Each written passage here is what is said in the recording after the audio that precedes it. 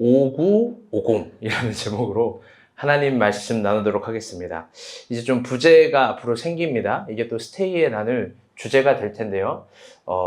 한번 현미가 한번 읽어볼까요? 선수의 기적은 과연 나의 삶에 일어날 수 있는가? 를 고민하면서 우리 한번 보도록 합시다. 우리 옆 사람과 함께 인사합시다. 그 정도는 괜찮습니다. 그 정도는 괜찮습니다.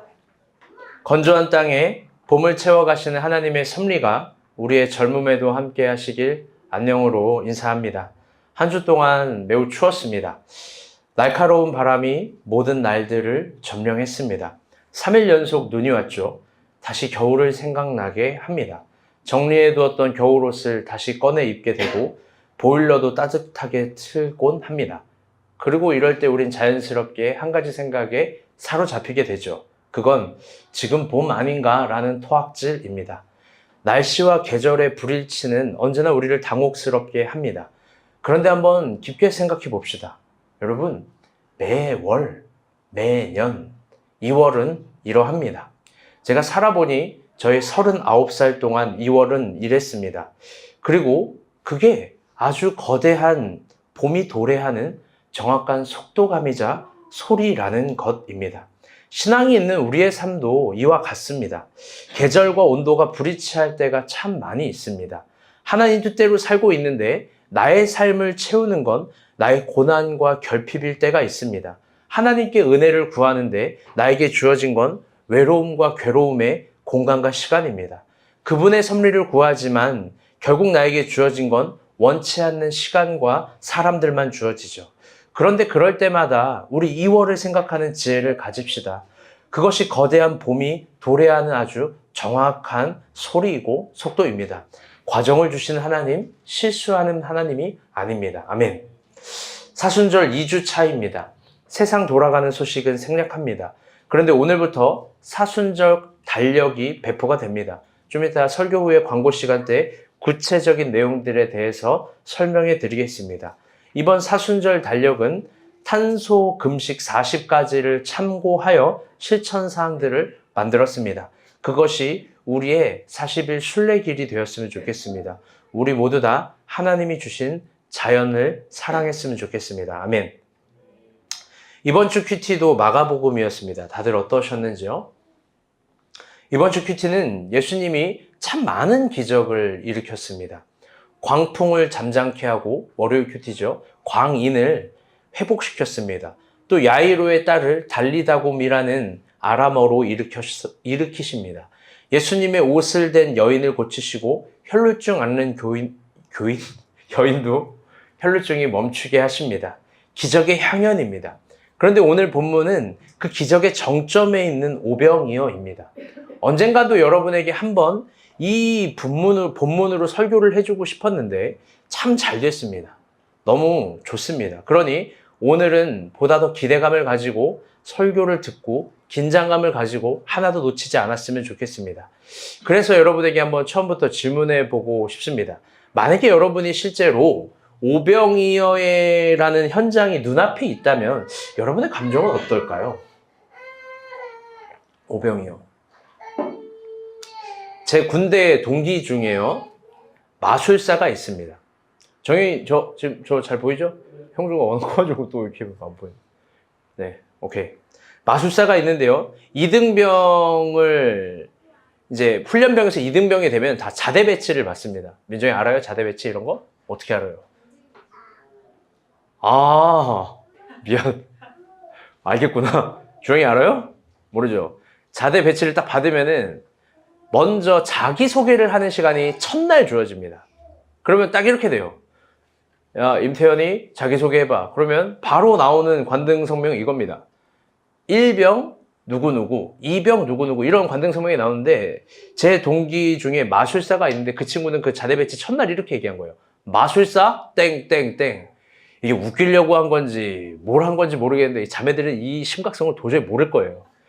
이게 첫날 자대 배치에서 이렇게 했는데요, 이 분위기가 굉장히 삼엄했고요, 고참들에게 완전히 찍혔습니다. 고참들이 대답합니다. 아, 네가 마술사야? 지금 손가락 자르는 마술 해봐. 몸통 자르는 마술 해봐. 못하면 내가 오늘 저녁에 직접 해줄게. 너 지금 전투모 속에서 비둘기 나오게 해봐. 못하면 내가 오늘 네 얼굴 비둘기 되게 해버릴 거야. 막 이러면서 분위기가 굉장히 어려워집니다. 당연히 그 친구는 그런 마술을 못합니다. 그런데 그 친구가 담대하게 이런 말을 하는 거예요. 저는 그거보다 더 눈앞에서 놀라운 마술을 펼쳐줄 수 있습니다. 라고 하면서 네모반 안에 다 쓰레기통이 있거든요. 쓰레기통 안에 있는 캔을 딱 꺼내더니 이 진짜입니다. 캔을 구겨져 있는데 이거를 이렇게 하더니 캔이 펴지는 거예요. 심지어 그 캔이 분명히 다 먹고 버린 건데 따니까 콜라가 나오는 거예요. 여러분 제가 사기꾼이 아니에요. 저기 옆에서 봤어요. 그러더니 부대 갑자기 그 때려 죽이려고 했던 그 안 좋은 분위기가 이렇게 되는 겁니다. 그러더니 국방일보라고 군인은 늘 신문을 보고 신문은 칼각, 오하열로 대표 있는데요. 그 신문을 갑자기 가져오더니 두 번째 실효적인 마술입니다. 그러더니 국방일보를 미친놈인 줄 알았어요. 이제 보면 내 후임이 그랬으면 진짜 때려 죽였을 텐데 국방일보를 5번을 찢는 거예요, 여러분. 눈앞에서 5번을 찢더니 갑자기 뒤로 짠 하더니 똑같이 붙어 있는 거예요. 여러분 안 신기하죠? 마지막으로요. 제 이제 거짓말쟁이가 아니에요. 이등병이니까 짝대기 하나 전투모인데 이거를 위로 이렇게 딱 던져서 받았는데 병장 오바로크가 되어 있는 거예요. 너무 신기한 거예요. 온통 다 신기한 겁니다. 그래서 그 친구가 인기쟁이로 변했어요. 너는 뭘 하다 왔냐? 그래서 저는 뭐 이게 비하 발언은 아닌데 저는 항상 고졸이라고 하고 사회에서 배운 게 없이 왔다 이렇게 얘기를 했어요. 그래서 저를 상당히 불쌍히 여기는 거예요. 이 친구한테 마술 배우라고 앞으로 먹고 살아갈 길이 창창하다고. 그래가지고 이제 저희 같은 짝꿍이 됐습니다. 이게 동기조가 있는데 마술사랑 고졸이랑. 그래서 그 친구를 제가 어머니한테 이런 얘기 처음 하는데 그 친구한테 물어봤어요. 나중에 이제 친해져가지고 그 친구 인기쟁이가 된 거예요. 분위기를 역전한 거죠. 그거 어떻게 하는 거냐고. 그러니까 보니까 속일 수 있는 장치가 미리 다 준비가 되어 있는 거예요. 여러분 이게 가능해요. 놀라운 건 믿을 수 없는 건 눈앞에 있는데 눈으로 보는데 눈앞에서 눈으로 속습니다. 이게 마술이에요. 속아도 신기해요. 여러분 그런데 이것과는 비교가 될 수 없는 오병이어는 어땠을까? 실제로 이걸 그 사건을 그날 우리가 눈으로 본다면 여러분 아주 특별한 감정이 탄생할 거예요. 아마 제자들도 그랬던 것 같아요. 그래서 오병이어는요. 사복음서, 이 우리가 성경에서 보는 마태, 마가, 누가, 요한복음에 공통적으로 기록되어 있어요. 우리가 섬세하게 성경을 보면 마태, 마가, 누가, 요한복음의 기사와 어떤 내러티브들이 100% 일치하지 않아요. 사실 한 20%에서 30%밖에 일치하지 않아요. 뭐 그 이유는 나중에. 근데 오병이어만큼은 다 일치한 거예요. 왜 그러냐? 아마도 오병이어가 그날 그 사건은 너무 인상적이었고 신비스러웠고 그게 대단했던 겁니다. 눈앞에서 정말로 본 사건이니까요. 그런데 너무나 재밌는 건 오병이어를 경험한 제자들과 중요해요. 오병이어를 일으킨 예수님의 입장이 서로 다릅니다. 같은 시간, 같은 공간에 있는데 오병이어를 이해하는 기준과 해석과 목적이 예수님과 제자들은 확연하게 다릅니다. 그래서 오병이어 사건 이후에는 예수님이 늘 제자들을 책망합니다. 오병이어를 잘못 제자들이 이해해서. 그것도 사복음서가 동일합니다. 어떤 책망을 했는지 한번 봅시다. 8절에서 10절입니다. 시작. 주께서 아시고 이르시되 믿음이 작은 자들아 어찌 떡이 없으므로 서로 논의하느냐 너희가 아직도 깨닫지 못하느냐 떡 5개로 5,000명을 먹이고 죽은 것이 몇 마음이며 떡 7개로 4,000명을 먹이고 죽은 것이 몇 광주였는지를 기억하지 못하느냐. 아멘. 먼저 제자들 관점에서 생각해 봅시다. 이게 예수님이 책망하는 내용이에요. 여러분 제자들은 오병이어를 어떻게 이해했을까요? 제자들은. 저는 사실 오늘 좀 아쉬운 게 오늘 결석자들이 좀 많아요. 근데 오늘 설교는 꼭 다 들었으면 하는 설교인데 좀 아쉽네. 제자들이 오병이어를 아마 이 정도로 이해하지 않았겠습니까? 예수님 전능자다. 예수님 능력 있는 사람이다. 예수님은 물고기 2마리와 보리떡 5개로 모두를 먹이는 기적의 킹왕짱이다. 뭐 이 정도 이해했지 않았을까요? 사실 우리도 마찬가지입니다. 우리도 오병이어를 이 정도로 이해할 거예요. 그렇죠? 그래서 한번 질문해봐요. 이내자매. 이게 그렇게 예수님께 호되게 책망받을 일일까? 오병이어를 이렇게 이해한 게 과연 그렇게 매몰차게 매번 혼날 만큼, 사복음서에서 혼난 내용도 다 기록될 만큼 그게 그렇게 잘못된 일일까? 아마 우리였다면 예수님께 상처받았다고 온갖 편지 다 쓰고 SNS에 글 쓰고 예수는 가짜예요 막 이랬을 거예요. 왜? 우리는 절대 못 견디잖아요. 우리를 책망하는 사람들. 항상 우리는 틀리지 않았다고, 자기도 감정이 있다고, 자기는 옳다고 항변하잖아요. 과연 그게 매번 맞는 태도인지 그런 컴플레인이 한번 생각해 봐야 돼요. 어쨌든 이번에는요, 예수님 관점에서 오병이어를 봅시다. 그것을 알기 위해서는요, 예수님 관점을 알기 위해선 예수님이 어떻게 제자들을 책망했는지를 봐야 됩니다. 무슨 내용으로. 그래야 이 기적의 진정 위대한 의미를 알 수 있습니다. 우리가 방금 읽어본 게 8절에서 10절인데요. 이번에는 8절에서 10절 또 읽고 11절까지 한번 읽어볼게요. 다 같이 8절부터 다시 읽어보겠습니다. 시작. 예수께서 하시고 이르시되 믿음이 작은 자들아 어찌 떡이 없으므로 서로 논의하느냐 너희가 아직도 깨닫지 못하느냐 떡 5개로 1,000명을 먹이고 죽은 것이 몇 바퀴이며 떡 7개로 4,000명을 먹이고 죽은 것이 몇 바퀴이었는지를 기억하지 못하느냐 어찌 내 말한 것이 떡이 권한이 아닌 줄을 깨닫지 못하느냐 오직 바리새인과 서기관들의 누룩을 주의하라 하시니. 아멘. 우리 파란색 글씨 한번 더 읽어볼까요? 오직 바리새인과 사두개인들의 누룩을 주의하라 하시니. 아멘. 예수님은 제자들에게 오직 바리새인과 새벽 이후의 누룩을 주의하사에 대해 네. 웹에 알았어요. 쉬리가 켜졌어요. 예수님은 제자들에게 이런 뭔가 잘못된 것 같습니다. 다시 시도해 주세요.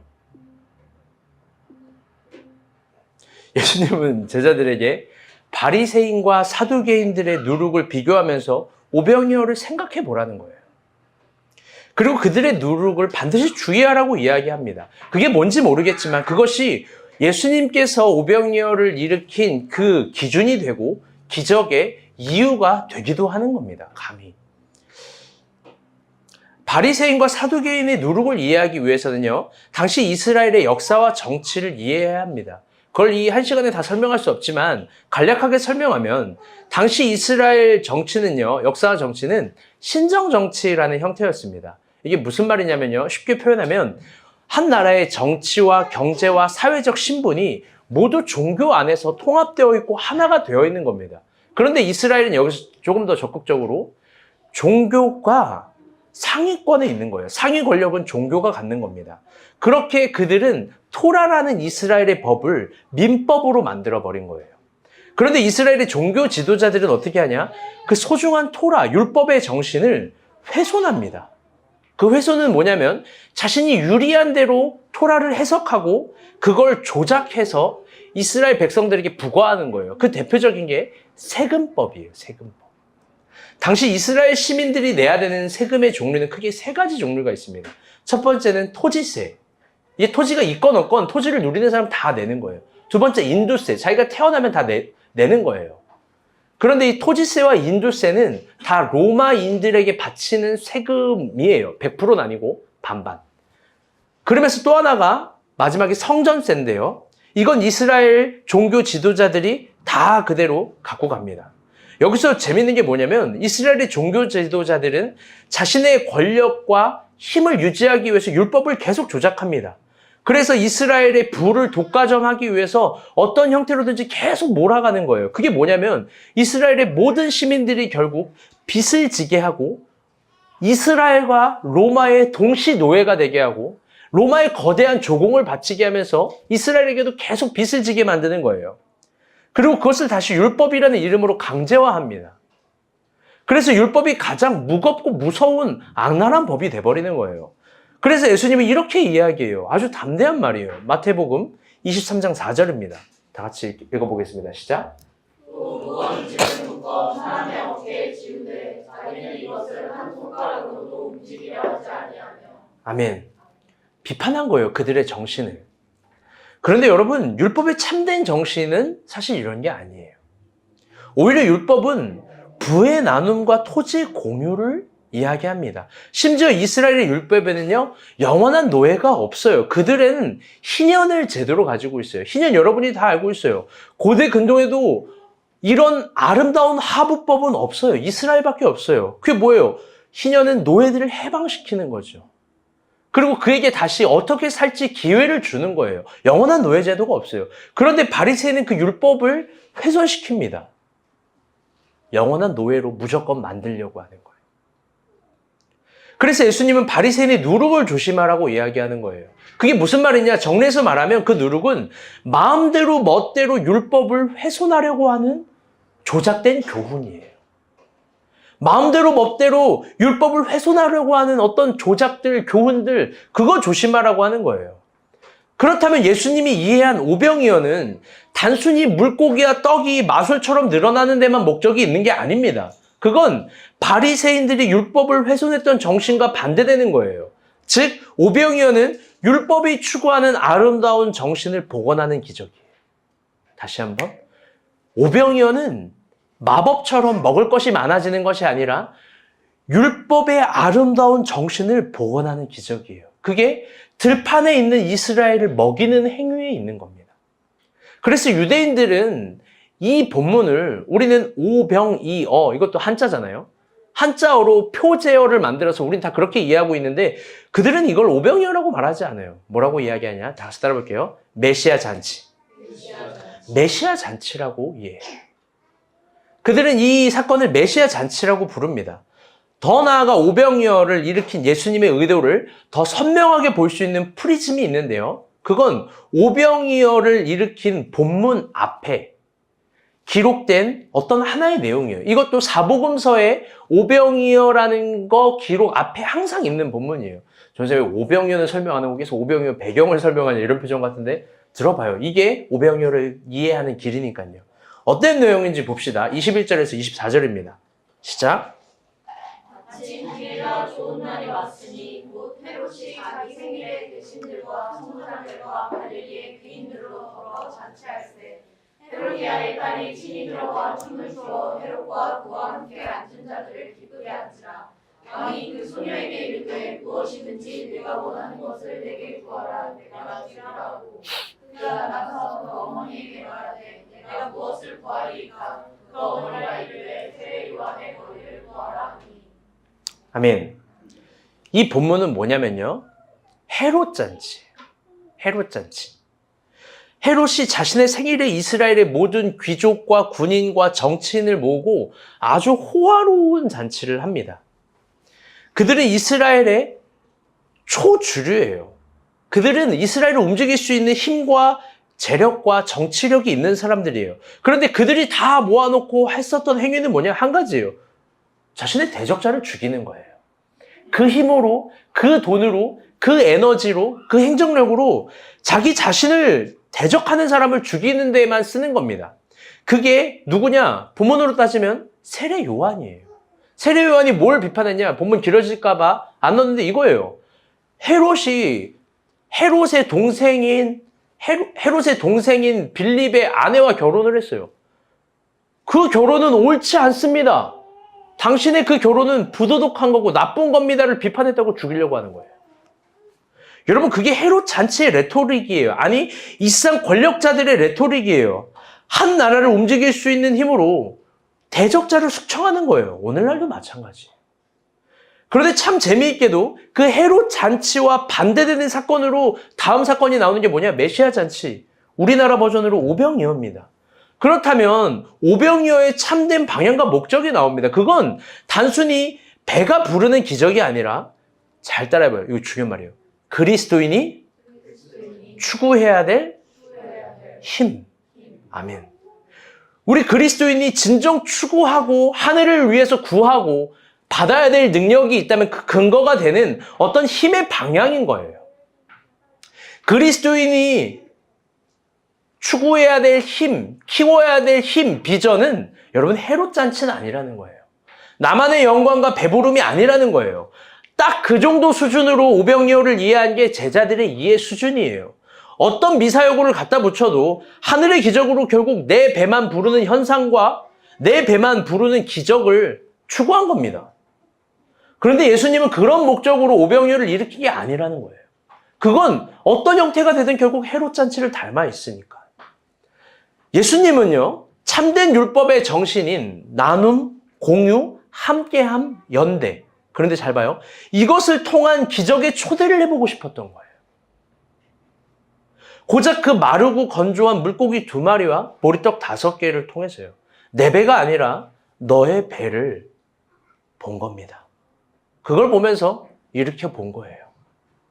사실 우리는 이런 설교를 부담스러워합니다. 그 이유는 나의 것을 나눔, 공유, 함께함, 연대 이런 것들을 통해서 과연 기적이 일어날까? 절대 믿지 않기 때문입니다.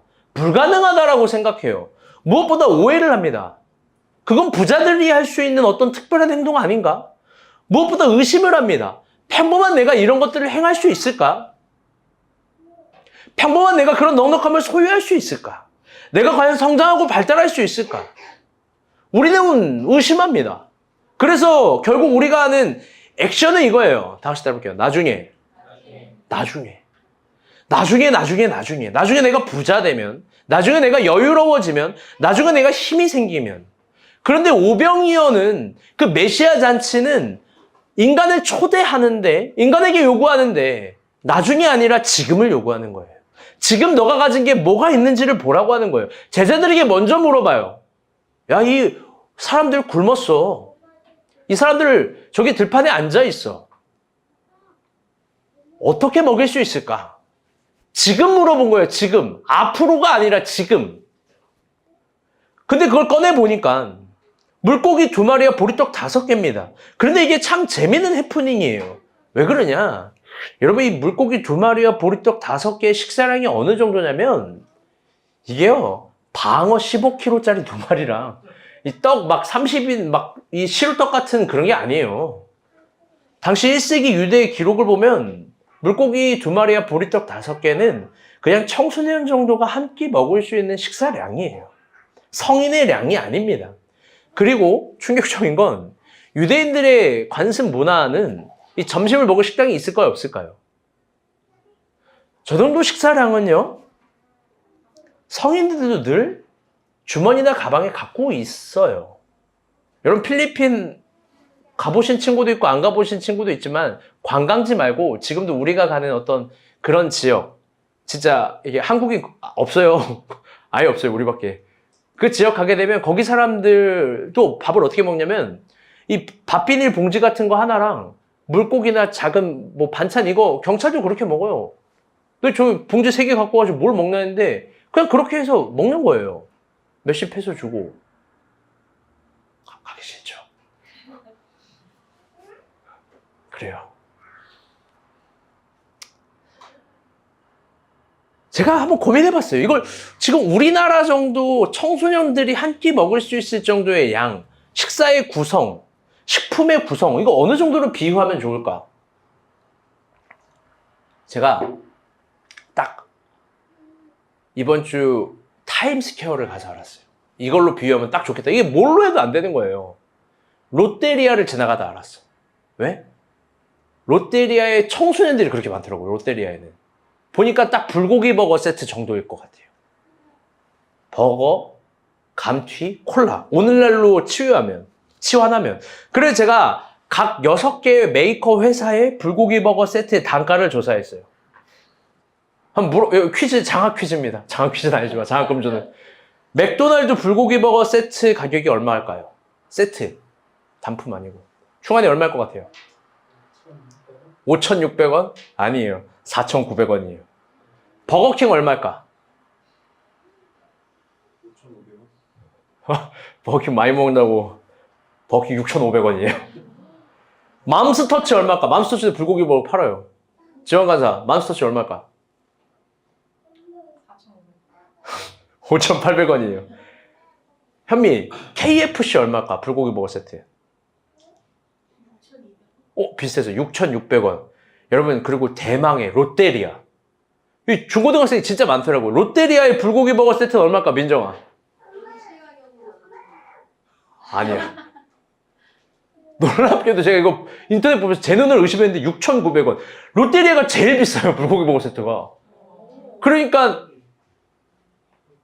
중고등학생들이 돈이 없는 게 아니다. 맥도날드가 제일 싸더라고요. 뭐 그걸 얘기하는 건 아닌데. 여러분, 이제부터 제가 중요한 얘기를 할 거예요. 세 가지를 할 건데 첫 번째 얘기부터 한번 잘 들어보세요.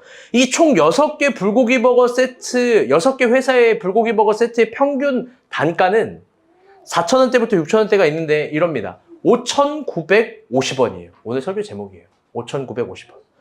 한번 물어볼게요. 나는 지금 여기서 5,950원이 없는 사람, 좀 부담스러운 사람 있을까요? 아, 오늘 안 온 사람들이 다 그런 사람들인가? 5,950원. 물론 있을 수도 있어요. 5,950원이 좀 부담스럽고 한 끼 식사로 좀 어려운 사람도 있을 수 있어요. 그런 분들은 저에게 얘기해 주셔야 돼요. 왜? 그런 사람들은 이제 도움을 받아야 되는 사람들이에요. 어쨌든, 아, 진짜로. 형주 지금 웃는데, 전세에게 5,950원. 잘 들어봐요. 이제 두 번째로 중요한 이야기를 한번 해볼 거예요. 만약 제가 여러분에게 1대1의 관점에서 한번 얘기하는 거예요. 현미야, 전서에게 식사 대접 한번 해봐라 라고 요청한다면 평균 가격 5,950원의 불고기 버거 세트 사줘요, 안 사줘요? 내가 진짜 놀라운 얘기 해줄게. 이런 얘기 써놨어. 이런 사람은 없을 거다라고 써놨어. 그러면서 물론 2,000원짜리 김밥 사줄 놈도 있죠. 절대 여러분을 과대평가하지 않아요. 썼어. 너 그럴 거야? 나는 확신한다고 썼어요. 뭐라고 썼냐? 그래도 나를 대접한다면 10,000원 이상의 단가는 사주지 않을까? 새우버거? 잘 알아들었다. 너 필리핀에서 내가 뭘 먹는지 한번 보자고. 여러분 그렇지 않습니까? 내가 식사 대접을, 야 성민아 오랜만에 왔는데 무례하게 오랜만에 온 친구에게 전사님 밥 한 끼 사줘라 라고 하면 뭐 사줄 거예요? 네? 적어도 10,000원 이상의 단가는 사주지 않을까요? 이 눈빛이 전혀 아니라. 여러분 생각해봐요. 여러분이 힘들다라고 할 때 저는 여러분을 아웃백 데리고 가서 한 10만 원짜리 스테이크를 사주는 사람 아니었어? 이런 나쁜 놈들. 저는 정말 자신해요. 우스갯소리로 이런 분위기지만 제가 밥을 사달라고 하면 10,000원 정도는 사주겠죠. 10,000원 정도는 사줄 거라고 100% 확신해. 이게 내 자존심이야. 아마 다 그럴 거예요. 저에게 분명 좋은 걸 사줄 거고, 제가 좀 죽는 신용, 아이고 힘들다 어렵다 라고 하면 여러분 막 보양식 사주고 뭐 그러지 않겠습니까? 그럴 겁니다. 그럼 이제 세 번째로 마지막 가장 중요한 이야기를 해볼게요. 잘 들어봐요. 지금 여러분 앞에, 여러분이 보는 뷰에 진짜 어렵고 가난하고 힘겹고 어떤 노숙하시는 분 같은 배경도 한번 생각해봐요. 이런 표현이 좀 미안하지만 그런 분들이 한 1,000명 정도 있다고 쳐봐요. 1,000명. 눈앞에 1,000명이 있습니다. 제가 그들에게 선교 헌금 보내자라고 하면 여러분 얼마 낼까요? 우리가 본 교회는 아주 수준이 높고 이런 거에 진심이에요. 그럼에도 불구하고 제가 확신하면 우리가 본 교회는 전 교인 중에 우리가 본 교회 높은 수준이라는 배경 속에서 얘기하는 거예요. 한 50% 정도만 헌금할 거예요. 5, 60%. 일반 교회는 10%, 20% 정도일 거예요. 물론 여러분 이런 생각할 거예요. 아니요, 전사님 다 헌금할 거예요. 아니요, 막상 그렇게 헌금하자고 하면은 제가 성급한 일반화에 오류를 하는 게 아니라 아마 헌금 못 할 거예요. 5,950원 정도 쉽게 쓸 수 있지만 그땐 못해요. 왜 못하냐? 단순한 생각이 들어요. 늘 그럴 땐 자기가 돈이 없다고 생각해요.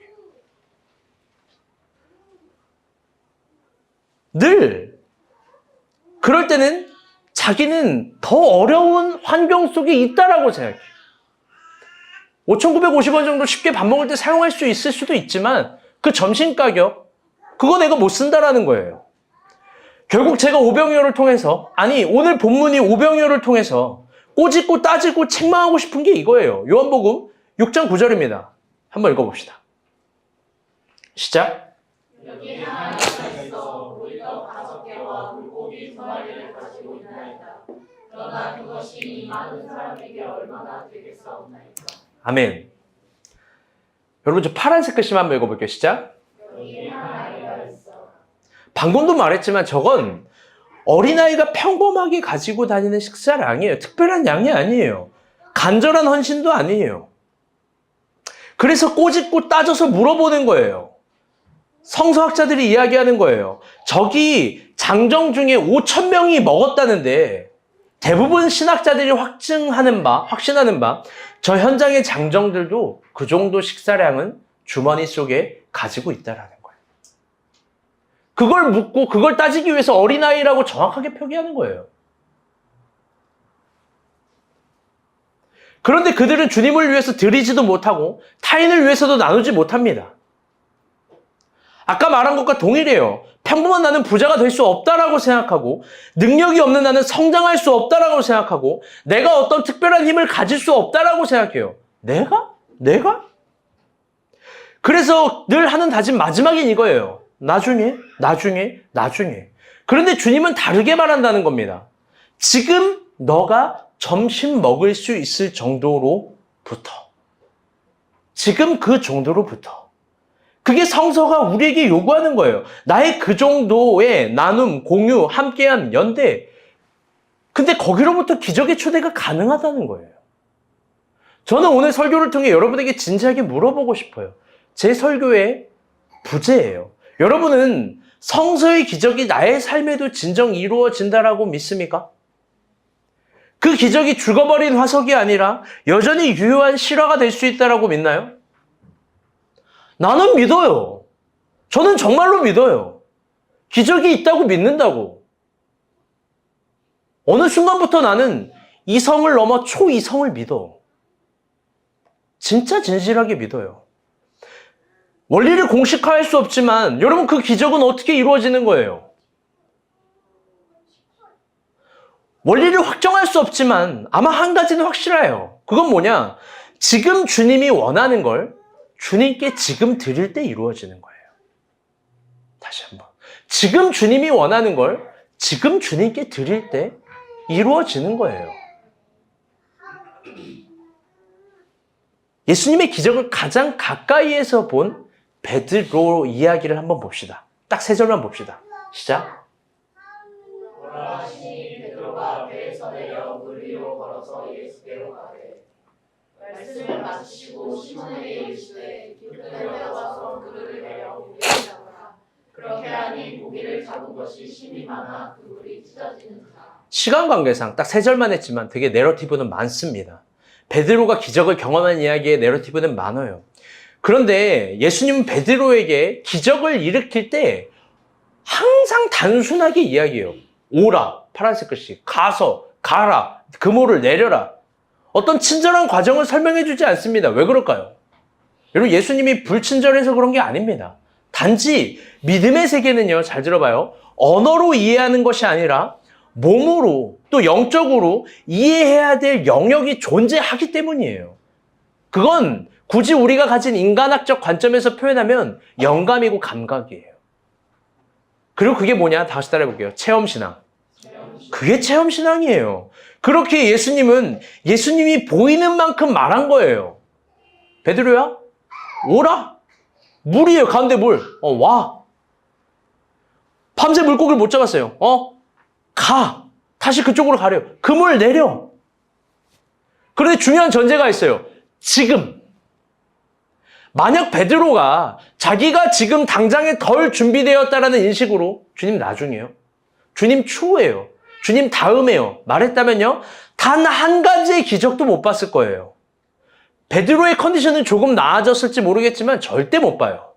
중요한 이야기예요. 잘 들으세요. 성서의 기적은 언제나 그래요. 지금 순종하는 사람들에게 시작되는 시간표예요. 그리고 그 시간표를 진실하게 믿는 사람들이에요. 그런데 다들 자기의 시간표, 자기의 느낌, 자기의 덜 준비됨만 생각해요. 결국 그래서 뭘 하냐? 주님께 투자하지 않고 하나님을 더 믿어보지 않고 자기에만 투자하는 거예요. 자기에게만. 그래서 한번 물어보고 싶어요. 자기에게 그렇게 많이 투자했는데 그 얼마나 투자 대비 남았어요? 여러분, 초월한 나를 만나본 적이 있고 한계를 이겨낸 나를 여러분 만나본 적이 있습니까? 성서가 그걸 이야기한다면 내가 가진 것 이상의 초월성, 내가 가진 능력의 한계 이상성, 여러분 그게 우리 가운데 이루어질 수 있는 어빌리티, 능력이라는 거예요.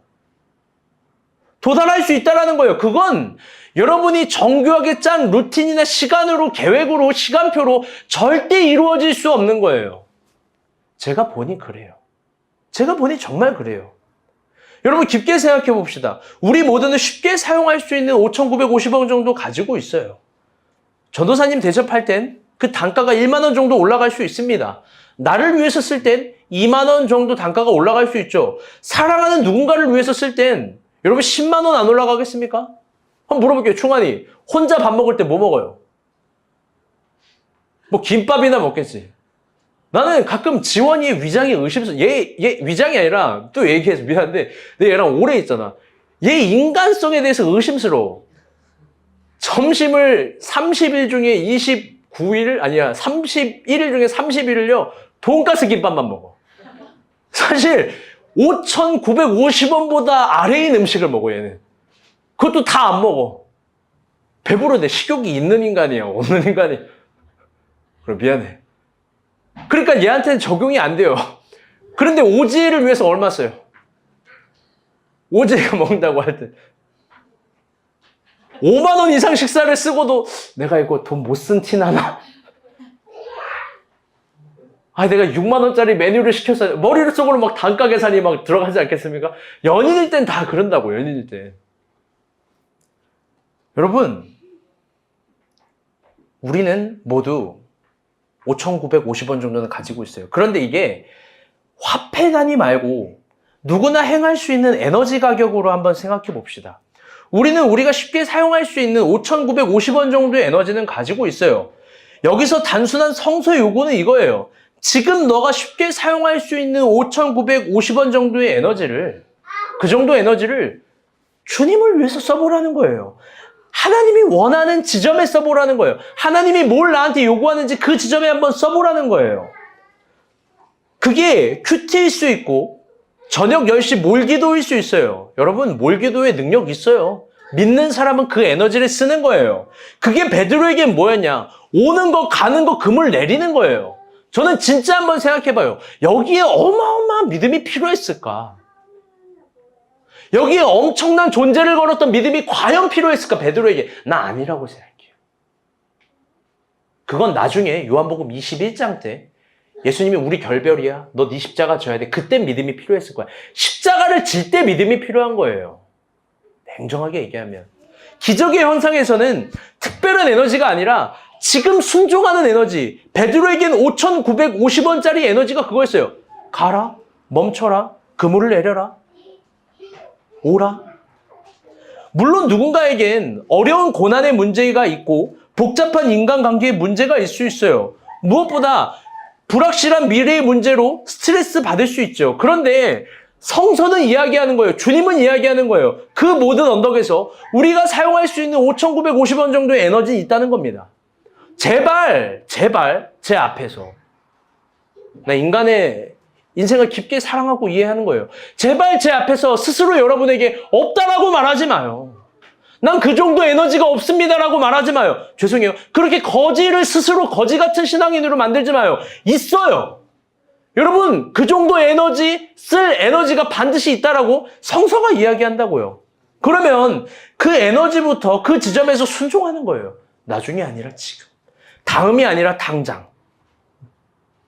안 될 것 같습니까?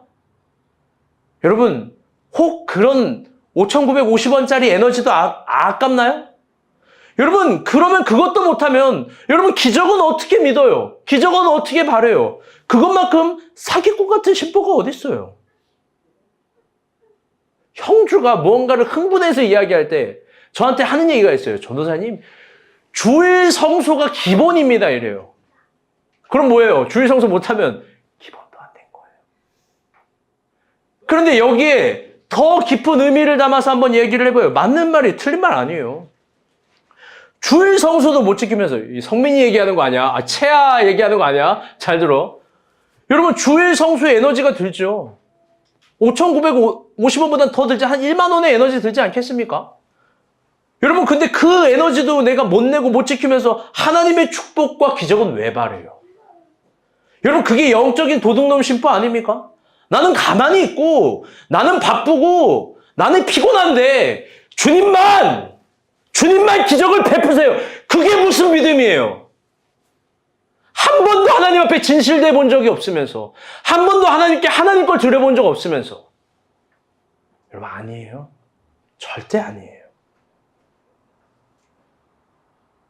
그런 의미에서 신앙인이 정말 버려야 될 자세는 뭐냐면 다 같이 해볼게요. 완벽주의. 완벽주의예요.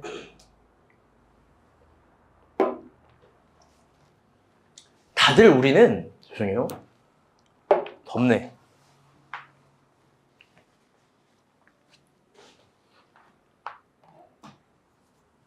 다들 우리는 자신이 완벽하게 준비되어야 무언가를 할 수 있다라고 생각합니다. 완벽하게 준비되어야 무언가를 이룰 수 있다라고 생각합니다. 그런데 여러분 그게 착각이에요. 그냥 지금 다 같이 해볼게요. Just do it. 그냥 하는 거예요. 나이키가 완벽한 신앙의 믿음의 언어를 표제어로 만들어냈어요. 근데 그거 이상 믿음을 설명해낼 수가 없겠어. Just do it. 늘 나중을 말하는 사람들이 있어요. 늘 다음을 말하는 사람들이 있다고요. 아프게 말해서 미안해요. 내일과 다음과 다중에 주님 없어요. 제가 영업 비밀 알려드릴게요. 진짜 영업 비밀이에요. 이게 10억짜리 같은 영업 비밀이에요. 사기꾼 같지만 진짜예요. 주님이 말한 자리에만 있어요. 내가 성서를 보니까 그래. 아무리 불러도 하나님 안 올 때가 있어요. 아무리 요청해도 하나님이 응답 안 하실 때가 있어요. 주님이 말한 자리에 있어요. 그러면 그게 지금이에요. 그게 우리의 준비가 된 게 중요한 게 아니란 소리예요. 사실 이 세상에서 가장 반보 같은 논리가 완벽을 추구하는 습관들입니다. 여러분 도대체 언제 완벽해질 수 있는 거예요? 여러분 도대체 우리는 언제 완벽해질 수 있는 존재가 되는 거예요? 제가 교회 개척을 생각해 봤습니다. 지금 우리가 본 교회 개척 규모, 이 모든 것들, 인테리어부터 카페, 포마이티니, 이게 다 교회 건 아니지만, 함께 하는 거, 얼마를 주면 설득이 당하는 거예요? 얼마를 주면 이런 거 할 수 있는 거예요? 제가 생각해 봤어요. 한 4, 5억은 있어야 뭔가를 설득될 수 있는 게 되지 않을까? 여러분, 4, 5억이 기준이라면 저는 못해요. 저는 교회 개척 지금도 못해요. 우리가 본 교회 담임 교육자지만, 그게 완벽한 준비라면 못한다고요. 여러분 설교와 책을 쓰려면 맞춤법을 잘해야 할까요? 그게 기준이라면 난 아직도 못해요. 이번 주도 단톡방에 글을 썼잖아요. 무난하게 성경 공부는 이런 거라고. 헤라 사모가 바로 연락해요. 여보, 무난하게는 사람을 무난하는 거야. 무난이에요. 아 그래? 아니야. 그래서 보세요 제발 막 이러면서 몇 분이 지나서 삭제를 할 수도 없어. 사실 여러분 오타라고 생각하지 나 그거 아니야. 미안해. 그게 기준이라면 내가 책을 어떻게 쓰고 설교를 어떻게 써요? 여러분 결혼은 얼만큼 준비되어야 할 수 있는 거예요? 좋은 직업? 집? 직장? 그게 기준이라면 아직도 못해요. 여러분 이번 주 용식 형제가 결혼기념일이었어요. 근데 잊지 못하는 간증이 있어. 지원 간사를 처음 독서실에서 만난다, 서점에서 만난다, 도서관에서 만난다, 아무튼 어디서 만났대. 여러분 처음 만날 때 남자 여자는 꾸미지 않습니까? 그런데 뭘 하고 갔냐? 내가 기억한 게 맞는지 모르겠지만 백수였고 건빵 바지에 슬리퍼 신고 나왔대. 이 여자가 대단한 거 아니에요? 부모님을 만나서 결혼하는데 자기 직업이 없다고 얘기했대. 잘하셨어요. 잘 봐요. 용식 형제는 얼마가 준비되면 결혼을 할 수 있는 거예요? 아주 미친 거죠. 결혼이란 게 여러분 다 그런 거예요. 여러분 속지 마요. 다 준비된 결혼은 없어요. 그런 거 없어요. 여러분 나중을 기준으로 완벽하게 준비돼서 할 수 있는 게 어디 있어요? 제발 그런 세상 논리에 속지 마세요. 세상은 늘 이렇게 얘기해요. 너 준비 안 됐어. 너 준비 안 됐어. 너 준비 안 된 거야. 더 준비해야 돼. 주님은 그게 아니에요. 지금 따라오면 준비돼. 나도 함께 있을 거야. 내가 능력 줄 거야. 지금 가보자. 누가복음 9장 62절 봅시다. 참 좋아하는 말씀이에요. 필요한 말씀이에요. 다 같이 읽어볼게요. 시작.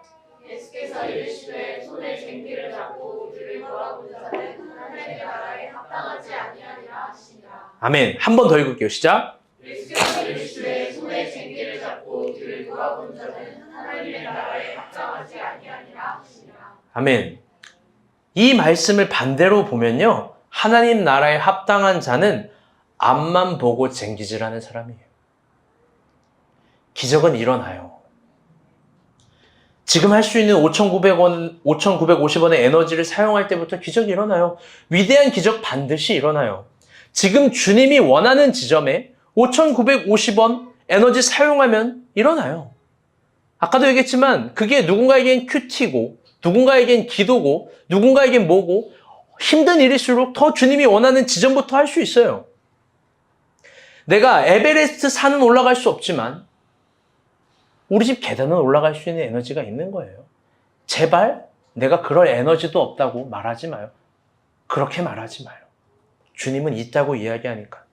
하나님 나라는 뒤돌아보지 않고 그런 마음으로 전진하는 사람들에게 합당한 세계입니다. 마지막으로 정말 중요한 이야기 하나만 할게요. 오병이어 기적의 가장 중요한 테마입니다. 34절입니다. 시작. 예수께서 나오사 큰 무리를 보시고 그 목자 없는 양 같음으로 인하여 불쌍히 여기사 이에 여러 가지로 가르치시더라. 아멘. 빨간색 글씨 한 번 더 읽어볼게요. 시작. 그 목자 없는 양 같음으로 인하여 불쌍히 여기사. 아멘. 오병이어 사건을 일으킬 때 보통 기적을 일으킬 때 주님이 일어나라, 걸어가라, 손이 펴져라 이런 건데 여기엔 특별히 이런 게 있는 거예요. 주님의 마음. 목자 없는 양 같음으로 인하여 불쌍히 여기는 마음. 이게 단순히 저들을 먹이고 싶은 마음을 넘어 하나님 아버지 마음이 불쌍한 거예요. 나쁜 표현이 아니라 동정이 아니라. 그리고 그게 참된 율법의 마음이었던 거예요. 그게 하나님 아버지의 마음이에요. 저는 여러분의 푸르른 젊음에 이런 주님의 마음을 키우길 도전해요. 계속 강조하지만 기적이 있어요. 저는 우리가 본 교회 있다고 믿어요. 여러분 안 믿어도 나는 믿으니까 있을 거예요. 모두가 놀랄 만한 기업을 일으킬 만한 사람 나올 거고요. 엄청난 사업가가 나올 거고. 여러분 허연희 권사님이 아멘합니다. 우리 다 같이 아멘합시다. 4, 5억 정도는 쉽게 헌금할 사람 나올 거고. 그렇죠. 영향력 있는 사람이 나올 거예요. 힘 있는 사람이 나올 거예요. 그게 여러분 나쁜 게 아니에요. 우리가 골리앗, 다윗 성경 공부할 때 얘기했지만 골리앗은 신분의 상승을 원했다고. 그런 마음으로 돌을 던지는 게 나쁜 게 아니에요. 주님은 주님의 방법대로 준비시키는 게 있는 거예요. 분명히 우리 가운데 그런 기업가, 사업가가 나올 거예요. 그래서 여러분이 진정 부자가 되어야 된다면 기복식 설교 같지만 어쩔 수 없어요. 이게 내가 설교할 때 받은 주님의 마음 같은데 어떻게. 부자가 되길 원한다면 여러분 누군가를 불쌍히 여기는 마음을 위해서 부자가 되세요. 거만하게 과시하고 누굴 누르려는 마음이 아니라 누군가를 살리고 싶은 실력을 키우기 위해서 부자가 되세요. 무엇보다 내가 부자가 돼야 된다면 교회 사역과 선교를 꿈꾸면서 부자가 되기를 희망하세요. 여러분 돈 거기에 써야 되는 거 아니에요? 진정 아름다움의 정점은 주님이 원할 때 그냥 전부 다는 아닐지라도 주님이 원하는 만큼 계산 없이 드리는 거예요. 저는 그런 부자가 되고 싶어요. 하나님 앞에. 제가 부자는 아니지만 그런 부분에서 아낌없는 부자가 되고 싶어요. 그럴 때 주님이 반드시 되게 할 거예요. 여러분, 진짜 중요한 이야기가 있어요. 마지막 이야기입니다. 진짜 중요한 얘기가 있어요. 여러분이 무언가를 가지고 있느냐는 중요한 게 아니에요. 주님이 뭘 가지고 있느냐가 더 중요한 법입니다. 이 지혜를 깨닫기를 바랍니다. 그럴 때 하나님께서 부자 되게 하실 거예요. 미안해요. 부자라고 계속 기복신화처럼 얘기해서. 근데 이런 마음을 주신 거 어떻게 해요? 정말 자주 봤어요. 하나님 안에서 이상하게 생각지도 못한 방법으로 부자가 된 사람들. 그러면 이상하게 생각지도 못한 방법의 일과 또 그런 시간들이 우리 안에 반갑게 기대함으로 있어야 되지 않겠습니까? 그건 지금 순종하는 사람들에게만 있습니다. 아멘. 말씀의 결론을 맺도록 하겠습니다. 오늘 설교 제목은요,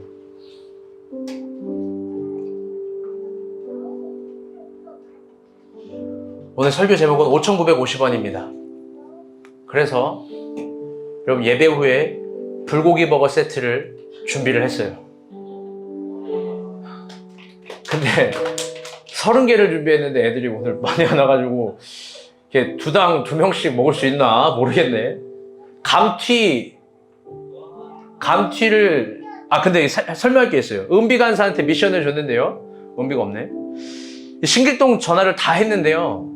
오늘은 희한하게 맥도날드, 버거킹, KFC, 영등포구까지 이렇게 넓혔는데도 배달이 다 안 된대요. 단체 주문도 있고 뭐도 있고. 그래가지고 싸이버거로 했습니다. 그래서 그 단가가 좀 많이 비싸. 왜냐면 난 5,950원에 맞추고 싶었거든, 1인당. 그래서 여러분, 그 감자튀김은 5개밖에 못 시켰어. 어린애들 거예요. 이거 막 뺏어 먹으면 안 돼. 인간사이 안 돼? 하음이한테 하나만 줘, 삼촌. 이거 안 돼. 우리 먹으면서, 그래도 콜라 있으니까 5병이어를 생각해 봅시다.